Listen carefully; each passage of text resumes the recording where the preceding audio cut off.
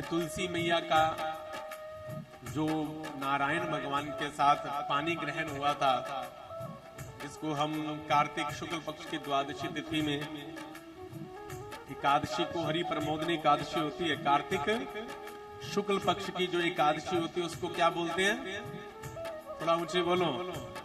हरि प्रमोदनी एकादशी, देव उठाइनी एकादशी भी बोलते हैं। जैसे पीछे निकल करके गई है देव शयनी एकादशी, जिस समय जिस एकादशी को देवता सो जाते हैं, और कार्तिक मास के शुक्ल पक्ष की जो एकादशी है उस दिन देव उठाइनी एकादशी होती है। जो देवता सोए हैं वो 4 महीने के बाद उठ जाते हैं, तो उठते ही भोले बाबा का विवाह तुलसी मैया के साथ होता है। क्यों होता है? हमारे क्षमा करना, नारायण भगवान का विवाह तुलसी मैया के साथ होता है। कारण क्योंकि ये जो शंखचूड़ है ये गोलोक धाम में हमारे नारायण भगवान का, हमारे कन्हैया का, कृष्ण भगवान का सखा है, जिनका नाम है श्रीधामा। क्या नाम है? बड़ा ऊंची बोलो, क्या नाम है? श्रीधामा। और ये जो वृंदा है तुलसी मैया, ये भी गोलोक धाम की ही राधा रानी की सखी है। कभी कभी होता है ना कि अगर व्यक्ति ने कोई बढ़िया सिस्टम बनाया हो, उस सिस्टम को कोई बिगाड़ दे तो व्यक्ति को क्रोध आता है ना। ऐसे ही ये दोनों के दोनों राधा रानी के श्राप के कारण शापित हैं। श्रीधामा को भी श्राप मिला है कि तुम दैत्य बन जाओ, और तुलसी को भी श्राप मिला है कि तुम जड़ बन जाओ। लेकिन ये शंखचूड़ जब महाराज गोलोक धाम से नीचे गिरा तो महाराज एक बहुत ही खतरनाक दैत्य बना।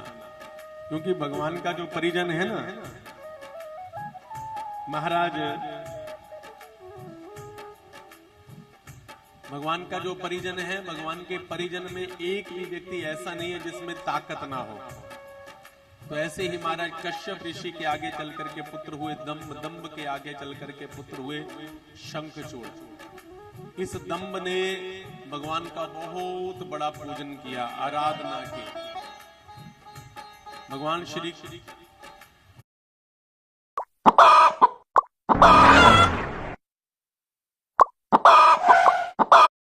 किया, आराधना की। भगवान श्री वसुदेव कृष्ण विष्णु रूप में प्रकट हुए और कहा कि वर मांगो। तो कहा कि प्रभु हमें आप ऐसा पुत्र दो जो किसी के हाथों से ना मरे। तो कहा कि ऐसा तो नहीं हो सकता। तो कहा कि ठीक है प्रभु, अगर मरे तो वो केवल और केवल भोले बाबा के हाथों से मरे। देखो महाराज, आज की कथा में ऐसी 2-3 कथाएं आप श्रवण करोगे जिसमें भोले बाबा के आगे भी एक महाराज बहुत बड़ी विडंबना खड़ी हुई है।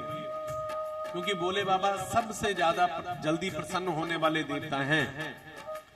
भोले बाबा कहते हैं कि जो व्यक्ति धर्मात्मा है, चाहे वो कोई पाप भी करता है ना, तो मैं उसको मारूंगा नहीं। तो बोलोगे कि भैया धर्मात्मा और पाप ये क्या अलग अलग है? बिल्कुल। देखो भैया, धर्म क्या है? भोले बाबा कहते हैं कि धर्म है पर पीड़ा को अपना लेना। धर्म की परिभाषा भोले बाबा ने रामायण में बड़ी सुंदर दी। आजकल तो हमें धर्म का ही पता नहीं है। अपने समाज को लेकर के चलना ये धर्म है।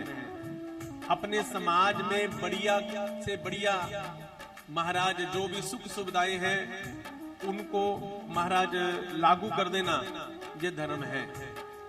अगर आप अपने क्षेत्र में, अगर आप अपने घर में, अगर आप अपने गली मोहल्ले में, अगर आप अपने क्षेत्र में, अगर आप अपने जिले में अगर बढ़िया व्यवस्था बना दो ना, एक दूसरे को सुख करने के लिए बढ़िया सत्य बोलना शुरू कर दो, साफ सफाई रखनी शुरू कर दो, हिंसा बंद कर दो, तो महाराज फिर चाहे दूसरों के साथ आपका विरोध हो जाए, लेकिन फिर भोले बाबा जो है ना वो आपके ऊपर कृपा करने से पीछे नहीं हटे।